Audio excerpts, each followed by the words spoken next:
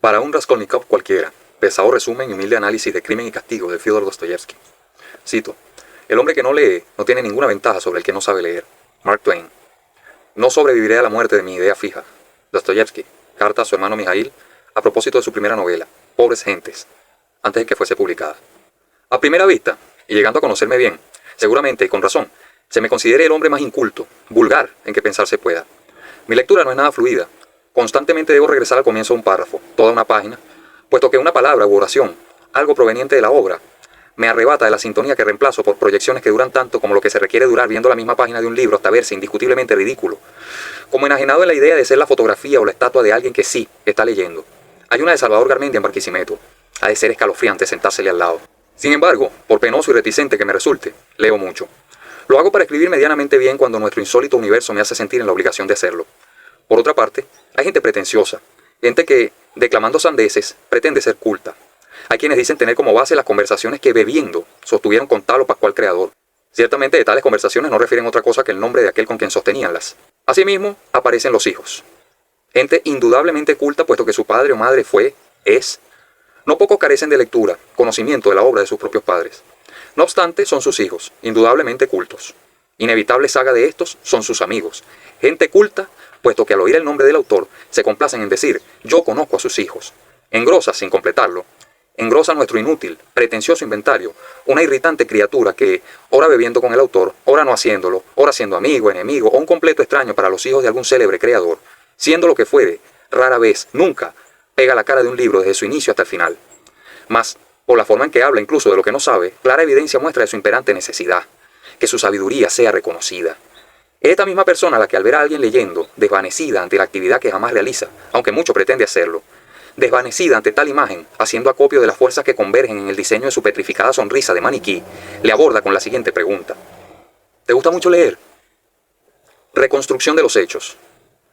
Rodion Raskolnikov, el ex estudiante de Derecho, después de empeñar su reloj en casa de la vieja usurera, tiene un encuentro en un bar con un funcionario alcohólico.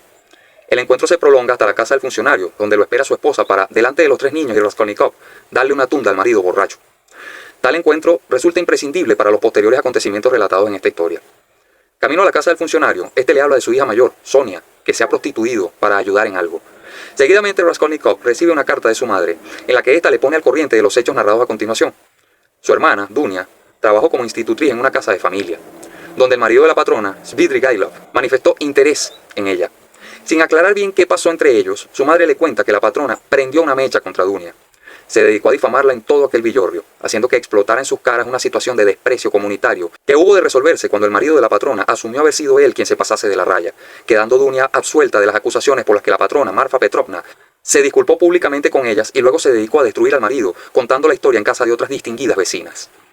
Le cuenta que Dunia se comprometió con un señor que se las va a llevar a San Petersburgo, y que por la posición que ocupa podrá ofrecerle a él, Raskolnikov, un trabajo. Esta carta indigna terriblemente al futuro asesino de la mujer de la casa de empeños, Aliona Ivanovna. Ahora su frustración se compone de estar moroso, luego una pelea en la calle con un viejo borracho que quería abusar de una jovencita igualmente ebria, misma que por los raídos de la ropa resultaba evidente que ya habían abusado de ella, y la idea de que su hermana se va a casar por conveniencia más de él, Raskolnikov, que de ella, para ayudarlo. Esa es la idea que más lo revienta, y se pone a cavilar sobre la similitud que tiene la prostitución de Sonia, la hija del funcionario alcohólico, Marmeladov. Cabe destacar que es por medio de este último que Dostoyevsky expresa su preocupación por el epidémico alcoholismo que azotaba a la Rusia presoviética. Preocupación que posteriormente no dejaron de expresar autores de la envergadura de Gorky y Korolenko. Presúmese que el alcohol funcionaba para el zarismo como un dispositivo de condicionamiento operante, una herramienta de embrutecimiento, enajenación, sometimiento de los pobres. Cualquier parecido con la actualidad. Sonia, a la que aún no conoce pero la tiene en mente, y compara su situación con la que será la situación de su hermana, prostituyendo su vida entera por la protección de un marido 1000 años mayor que ella. Estas cavilaciones lo van frustrando mientras camina. Busca un sitio a las afueras de la ciudad y ahí se queda dormido, soñando con su infancia. Sueña que anda con su padre y de una taberna salen unos borrachos que se empiezan a montar en una carreta y a hacer que una yegua desnutrida tire de esta, y riendo a mandíbula batiente le aumentan el peso hasta matarla. De regreso a la ciudad, en la puerta de una casa de familia ve a Elisabetta, hermana de la mujer de los empeños, y recuerda al oficial y al estudiante que hablaban de ella y de lo beneficioso que sería para la humanidad matar a la vieja y usar el dinero en obras benéficas. Esa escena del estudiante y el oficial debe ser la primera escena de la película que termine en un contraplano de Raskolnikov en relación a los otros dos en la otra mesa, para que se sepa que los estaba oyendo. Así pues, el haber visto a Elisabetta y que el haberla visto le recordase a estos dos hablando, Raskolnikov lo interpreta como una señal. Necesario resulta destacar que Raskolnikov recientemente publicó un artículo en el que plantea su inquietud acerca de aquellos a quienes les está permitido matar puesto que sus fines llevan históricas connotaciones. Napoleón, Bolívar. Y aquellos que también quisieran hacerlo y no pueden puesto que no cuentan con la justificación histórica necesaria. Plantea su inquietud acerca de la similitud que existe entre un dios bélico de la humanidad y un vulgar asesino. Ambos matan, y aunque uno lo haga por el bien, por la vida de mucha gente, está matando igual que el otro, el anónimo, el loco que no será absuelto por ningún contexto histórico. Ese es su planteamiento. Roba el hacha y comete el homicidio. Lamentablemente Elisabetta viene llegando y también a ella le llega la mala hora. El robo resulta infructífero. La vieja debía tener 3.000 rublos en algún lado, pero él solo consigue los objetos empeñados y tras una larga tensión, pues viene gente a la habitación, y sin saber que él está ahí con los cadáveres, llaman a la puerta, la cual no pueden abrir por el pistillo que está pasado, más precisamente por ello saben que hay gente, de lo contrario, ¿cómo va a estar pasado el pistillo? Además, la vieja no sale nunca.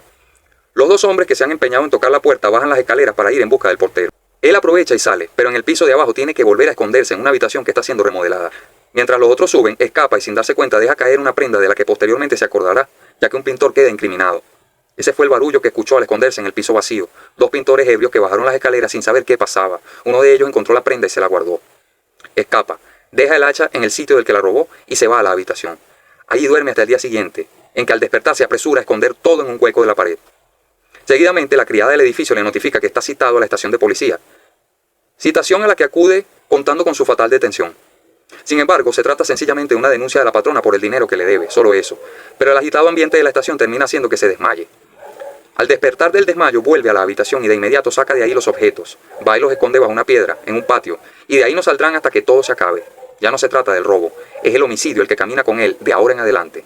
Luego de esconder las cosas, acude a ver a Razumijin, el amigo estudiante que no poco se sobresalta con su golpeada y corta visita. Luego vuelve a la habitación donde cae en un delirio que le dura 4 días.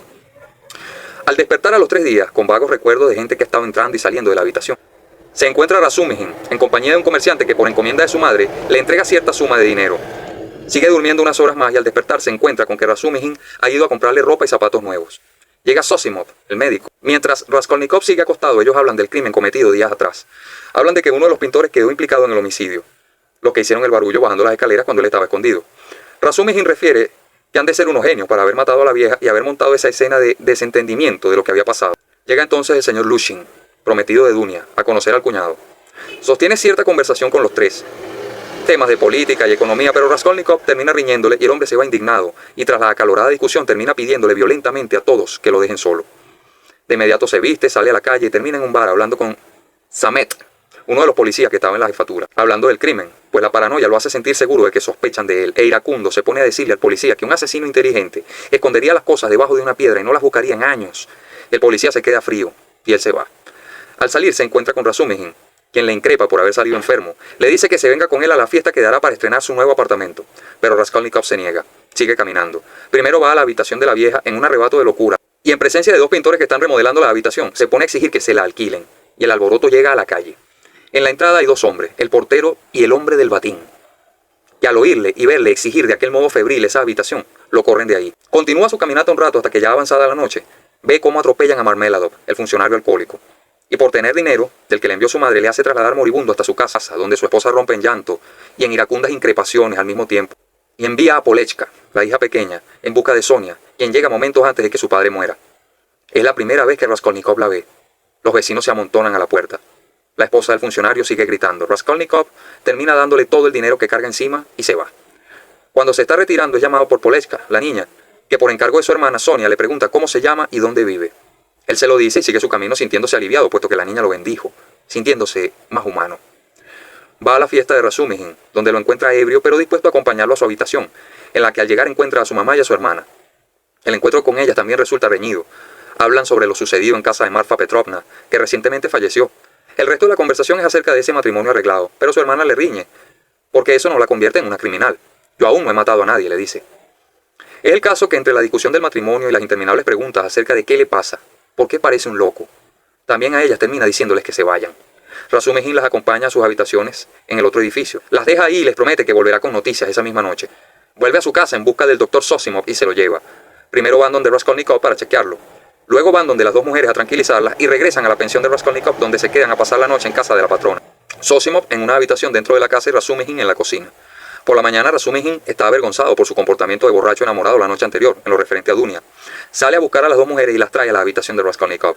Al llegar, Zosimov ya está con él, y este se encuentra de buen ánimo. Empiezan a hablar, mas vuelven a colerizarse al oírles decir que Lushin había enviado una nota diciéndoles que él, Raskolnikov, había estado por la noche en casa del funcionario y que le había dado todo su dinero a una prostituta, Sonia. Sonia posteriormente llega a la habitación a agradecerle por su ayuda.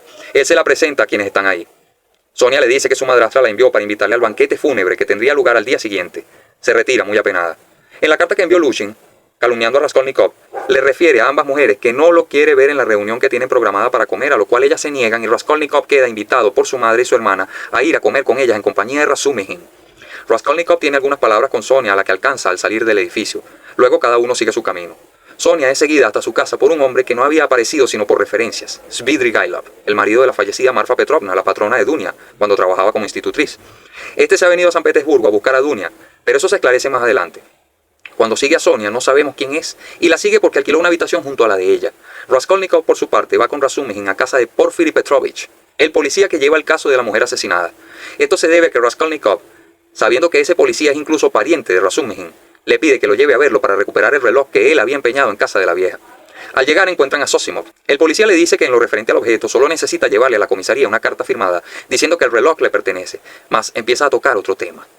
Resulta que Raskolnikov tiene un artículo publicado referente al tema del crimen. Es en esta conversación donde se sabe que el asunto del homicidio ya es un tema recurrente para el ex estudiante. Se trata de un artículo sobre el conflicto humano entre condenados y condecorados por matar, referente a los hombres a los que todo les está permitido debido a los fines que persiguen, los dioses bélicos de la humanidad. Obviamente la inquietud del policía por este tema despierta en Raskolnikov una nueva paranoia de estar bajo sospecha sin que se lo digan, y sus respuestas empiezan a ser sarcásticas, irritadas. Efectivamente, ya Petrovich lo tiene en la mira, pero de esto se sabrá más adelante. De ahí se dirigen a la habitación de la madre y la hermana, pero Raskolnikov decide no entrar, y pese a la protesta de Razumihin, lo deja ahí y se vuelve a su habitación. Quiere chequear que no se le haya pasado por alto alguna prenda tirada por ahí. No hallando nada, se dispone a salir a la calle otra vez, pero en la entrada hay alguien que lo está buscando porque el portero le dice, ese es. Al preguntar qué pasa, ve como el hombre del batín se va. Raskolnikov lo sigue para luego ver y oír cómo le grita en medio de la calle, ¡asesino! Después de esto continúa siguiéndolo sin saber qué decirle, hasta que lo deja irse y vuelve a la habitación, en shock. Se acuesta a dormir y oye a Razumihin y a la criada diciéndole que lo deje dormir. Luego aparece Svidrigailov. Y así nos enteramos de que después de la muerte de su esposa se ha venido a San Petersburgo a buscar a Dunia. Le informa a Raskolnikov que su esposa, la fallecida Marfa Petrovna, le dejó a su madre y a su hermana 3.000 rublos en su herencia, que los recibirán en cualquier momento, y le refiere su interés en una reunión con Dunia, para la que le pide a Raskolnikov que sea mediador. Este se niega y lo despide de la habitación. Seguidamente se va a casa de su madre y hermana, donde le aguardan ellas en compañía de Razumihin. Solo falta Lushin, que al llegar pone tenso el ambiente. Cuando Raskolnikov dice que recibió la visita de Svidrigailov, refiere lo de los 3.000 rublos que le dejó Marfa Petrovna en herencia. Inmediatamente Lushin dice que él también lo sabía e iba a hacérselo saber lo antes posible. Luego viene el tema de ¿qué más habló con él? Y Raskolnikov dice que lo hablará en privado con su hermana. Esto ofende a Lushin, el cual, de un modo patético, empieza a referirles a Dunia y a la madre que él había decidido casarse después de aquel escándalo y que lo menos que podían hacer es mostrar gratitud por su benevolencia. Dunia, desbordando indignación, abruptamente rompe aquel compromiso. Lushin queda estupefacto ante esta ruptura que no tendrá vuelta atrás. Además que estando Raskolnikov y Razumihin, que gusta de Dunia, se retira bastante humillado. Es la última vez que estarán todos juntos. Raskolnikov por poco mata de la impresión a la mamá y a la hermana diciéndoles que se tienen que ir. Razumihin trata de detenerlo, pero él le dice en el pasillo que su partida es impostergable, que las cuide. Es la locura en que se ve inmerso lo que hace de Crimen y Castigo una obra irreprensiblemente pacifista. Su rechazo a la madre, la hermana, a Sonia, a toda manifestación del afecto que sintiéndose un monstruo no cree merecer, es todo lo anterior, un rechazo al romanticismo con que las artes perfuman el homicidio. Claro ejemplo de ello son las miles, millones de entradas que vende cualquier película donde se sabe que va a correr sangre. Obviamente a nadie le gustaría ver la película del crimen que se cometió en su propia casa y es posible que la ira reprimida por la humanidad a propósito de tanto criminal, tanto crimen impune, sea precisamente la razón de que los malos, debidamente afrentados, atraigan tanto sosegado espectador de su afrenta. La industria fílmica norteamericana maneja perfectamente bien esa fórmula. Maneja también la fórmula de proyectar a quien en la vida real, por parecerse al de la película, puede ser considerado el malo. De modo que haya en la calle no solo quien esté de acuerdo con la brutal ejecución de quien por su similitud con el villano que conspira para destruir el mundo, lo merece. Además, tal propaganda, curiosamente similar a la propaganda nazi, como una sutil, más altamente eficiente fórmula de reclutamiento, genera ciudadanos dispuestos a llevar a cabo la ejecución. Crimen y Castigo no genera debates acerca de si quien fue asesinado lo merecía o no. si acaso a Elizabeta, la hermana de la usurera, se le concede una total inocencia, tal y como lo plantea en La locura de Iván Karamazov, autor intelectual de la muerte de su mal padre. Lo que verdaderamente importa es la oscuridad en que se abisma quien, fuera de todo lineamiento legal, aún pretendiendo ser el superhombre del que habla Nietzsche, a quien su estructura de valores, su sentido de justicia social, no sin razón, autoriza lo que posteriormente no solo él, también sus seguidores hallarán correcto, quita una vida. A no ser que se trate de un monstruo, a quienes diseña también con maestría, garantiza como un axioma el absoluto desvanecimiento de todo el sentido que pueda tener la vida propia, locura, prisión o la muerte, como un axioma. Lo primero que hace es ir a ver a Sonia, y tras una larga conversación teológica, ella era amiga de Elizabeta, la hermana de la vieja, y esta le regaló una Biblia donde Raskolnikov le hace leer la historia de Lázaro. Tras esa larga conversación le dice que si vuelve mañana le dirá quién es el asesino. Lo que no sabe es que en la habitación contigua está escuchando los Svidrigailov, que como hemos dicho antes, háyase alquilado ahí. A la mañana siguiente Raskolnikov va a la policía por el asunto del reloj. Pero con lo que se encuentra es con un juego psicológico con el que Porfiri Petrovich pretende volverle loco para que él mismo confiese. Tiene escondido detrás de la puerta a el hombre del batín, el que le dijo asesino en la calle. Ese hombre va a testificar el haberlo visto haciendo un escándalo exigiendo alquilar ese cuarto. Pero el interrogatorio se extiende y cuando Porfiri Petrovich lo ha perturbado suficiente como para considerar que verle la cara a este testigo le causará un susto tal que confesará, sucede entonces que traen a un hombre que se está entregando por ese mismo homicidio, uno de los pintores que estaba remodelando cuando Raskolnikov llegó diciendo que quería alquilar ese cuarto. Esto deja perplejo a Petrovich, que ahora ni siquiera puede mostrarle a quién está detrás de la puerta, pero le dice que volverán a verse, que eso no se ha acabado. De ahí se va a la comida fúnebre. Antes de que llegue Raskolnikov, Lushin, que se hospeda en la misma pensión, está en su habitación conversando con el hombre con quien la comparte, Andrei Semyonovich. Y Lushin interrumpe la conversación para pedirle a Andrei que haga pasar a Sonia, pues quiere mandar con ella el mensaje de que no puede asistir a la comida fúnebre por unos compromisos, que se disculpa por ello y le entrega discretamente, casi en secreto, 10 rublos, en tanto miserablemente audaz le siembra 100 rublos. En el banquete fúnebre ya está Raskolnikov, y eso no terminará bien. La viuda del funcionario empieza a desahogar su ira resentida en contra de todos los ahí presentes. Ella tiene una manía por el tema de la aristocracia de la que proviene, y habla de los farsantes que son todos ahí, sin excluir a la patrona, gente sin linaje y no sé qué. Todo esto deriva en un violento intercambio de palabras entre la patrona y la viuda, escándalo que viene a ser interrumpido por Lushin. Este último viene a reclamar el billete que acaba de sembrar. Al aparecer el billete, parece que no hay salvación para Sonia.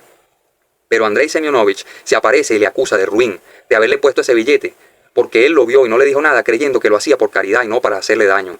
A esta defensa se suma Raskolnikov, diciendo que ese señor era el prometido de su hermana hasta anoche cuando ella rompió el compromiso, y que ya les había enviado una carta diciéndoles que él había estado aquí dándole dinero a una prostituta, a Sonia, para desacreditarlo con su madre y su hermana, y que esto no era más que otra artimaña para afianzar su punto de las malas costumbres que dice que tiene Sonia y tratar de reanudar el compromiso que le rompieron en la cara. Y aunque no hay pruebas para estos testimonios, Lushin sale de ahí derrotado. Sonia se va y Raskolnikov se va detrás de ella y la encuentra en su casa donde termina confesándole lo del crimen. En eso llega a casa de Sonia Andrei Semyonovich para avisar que la patrona botó de la casa a Katerina Ivanovna, la madrastra de Sonia, la esposa de Marmelado, la que estaba dando el banquete en honor a su esposo y empezó malamente a desahogarse con todos hasta desencadenarse la tempestad con Sonia y los 100 rublos. Esta escena fue muy emotiva. La señora defendió a su hijastra a capa y espada. Fue súper emotiva la escena anterior a esta en que retomamos. Con los 3 niños. Y ella ha perdido el juicio y anda por la calle haciéndolos bailar y cantar y pidiendo dinero. Sonia sale corriendo a buscarla. Andrei y Raskolnikov se van detrás de ella y la encuentran en una trágica escena de locura pública mofada por una turba, un corro según la traducción, de toda clase de gente estrechándose en torno a ella. Esto deriva en que se desploma inconsciente. La llevan a casa de Sonia donde por fin muere. Es ahí donde Svidrigailov vuelve a hacer acto de presencia y le dice a Raskolnikov que él se encargará de los gastos funerarios, que le dará dinero a Sonia, pondrá a los niños en un orfanato y por su parte, mejor aprenda a conducirse conmigo porque escuché detrás de la puerta la confesión que usted le hizo a esa muchacha. Esto último para Raskolnikov representa un cambio muy violento. Vuelve a su habitación, donde recibe la visita de Razumihin, que entre otras cosas le dice que Dunia recibió una carta que la ha tenido preocupada pero no sabe de quién es. Ella no lo dice. La carta le fue dirigida por Svidrigailov, delatando la situación de su hermano. Esa es la última conversación que tiene con Razumihin en plena libertad. Falta Porfiri Petrovich, el policía. Este le visita para decirle que sabe que ese pintor no es el asesino. Se entregó, es el criterio que maneja y le comparte el funcionario. Se entregó porque es un fanático, quiere ser mártir de Babilonia, con o sin culpa, pero él no lo hizo. Exhorta a Raskolnikov a entregarse, a no ser cobarde. Las reflexiones del policía en esta conversación resultan harto interesantes, pero ya las conoceremos cuando se haga la película. La última visita es de Dunia, por quien Raskolnikov sabe que efectivamente la carta es de Svidrigailov y él conviene con ella que entregarse es lo que debe hacer. Se despiden en la calle. Raskolnikov deambula por ahí y avistando a Svidrigailov en un establecimiento se dirige hacia su última conversación con él también. En esta conversación le advierte que aunque haya oído la confesión y pueda denunciarlo, si se acerca a Dunia, él, Raskolnikov, lo matará. Cuando salen del establecimiento y se separan en la calle, Svidrigailov se reúne con Dunya en su habitación. Ahí le muestra la puerta detrás de la cual escuchó la confesión que su hermano le hizo a Sonia. Su idea es seducirla con la ayuda que puede darle a Raskolnikov. En esta conversación se aclara lo que pasó en casa de Marfa Petrovna. Svidrigailov le dice que sabe que ella se sentía atraída por él, a lo que ella responde que eso no importa. Le aclara muy bien que ni siquiera lo ve como un ser humano, que sabe que fue él quien envenenó a su esposa, que él mismo le había dicho que había mandado a buscar el veneno con que la mataría para irse con ella. Sorpresivamente, muestra intención de violarla y ella saca un arma. El arma de Marfa Petrovna, puesto que siempre la había tenido. Él le dice que dispare y ella lo hace. 2 veces, ninguna de las 2 veces lo mata. Y aunque puede disparar una tercera, tira el arma al piso, dándole a entender que prefiere ser objeto del crimen que cargar con él, pero que no lo quiere, que no puede quererlo. Sádico. Esto desmoraliza por completo al hombre, que le dice que se vaya de inmediato, y esa tormentosa noche se va a casa de una prometida de 15 años que tiene a las afueras de la ciudad. Se excusa con los suegros porque debe ausentarse y les da 1000 rublos, y les dice a ellos y a la niña que volverá pronto. De regreso se queda en una posada donde pasa la noche soñando. Primero sueña con una niña en un féretro. Se trata del recuerdo de una niña que él violó y se suicidó. Luego cree despertar, pero aún en la pesadilla, sale de la habitación y encuentra a una niña de 5 años afuera, toda mojada, y la mete en la habitación. Le quita la ropa y la acuesta, y la niña empieza a sonreír perversamente, como incitándolo, quedando de manifiesto su patología de violador. Una alucinación de que es la mujer la que lo llama a hacerle daño. Despierta, era toda una pesadilla. Está amaneciendo. Toda la noche diluvió, y él se va caminando sin saber a dónde, y termina metiéndose un tiro con el arma de su difunta esposa, la que recogió del piso después que Dunya la tiró. Resulta curioso que después del mismo hecho perturbador, él mismo se suicida también Nicolás Vsevolodovich en Los demonios. Por dicho literario patrón, el mismísimo Sigmund Freud presumió que se trataba de una confesión que el maestro atormentado se forzó a realizar en 2 de sus obras más portentosas. Raskolnikov amanece en la calle, empapado. Había pensado en lanzarse al río, mas no pudo, así que corre a ver a Sonia, quien es el último impulso que necesita, por sentirse amado por ella, para ir a entregarse. Esposas, amantes de maestros, resultan igualmente pretenciosas. Y ya que bastante patanería, estupefactas han de presenciar, simplemente se les concede, en su casa, donde sea que las lleven a lucirse. Eligieron bien o tuvieron suerte de ser elegidas. No podrían imaginar el haberse creído los cuentos de algún cuentero que bien seguro estuviese del éxito de su obra, mismo que al no ser alcanzado, fatalmente trocarase en la desilusión que pretendiese ocultar, montando en cólera por cualquier cosa excepto por aquella obra inédita que secretamente veía como a un ser querido, en quien dolió mucho haber perdido la fe.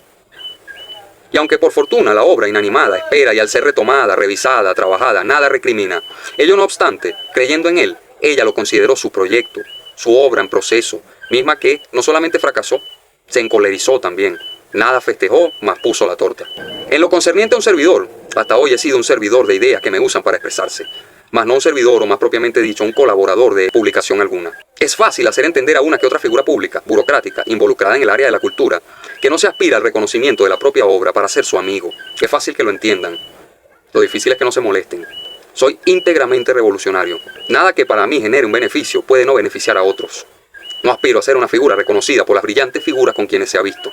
Espero ser influyente para un autor anónimo a quien conozca en la calle, frito, pegado al sartén, caminando esa tristeza expresada en sus papeles, su mundo portátil repleto de rudas y tradicionalmente mal pagadas faenas, soportadas por amor a quien se piensa llevar a vivir en un palacio que flota sobre las nubes, mismo que tradicionalmente es derribado por la tristeza, la frustración, la ira que produce no poder alcanzarlo, siendo esta última la causa de una espiral vertiginosa de atropellos y enmiendas, de un atropello por el que no habrá enmienda que valga, y en efecto, una separación por la que se verán fantasmas. Lóbregos corredores, a cuyas márgenes habrá apostados numerosos maniquíes con escalofriantes sonrisas petrificadas. Y habrá que ver. Quiero publicar, ser influyente para un Raskolnikov cualquiera que decida creer en su idea fija, más aún si ésta, con algo de la ayuda que todos en algún momento necesitamos, sobrevive.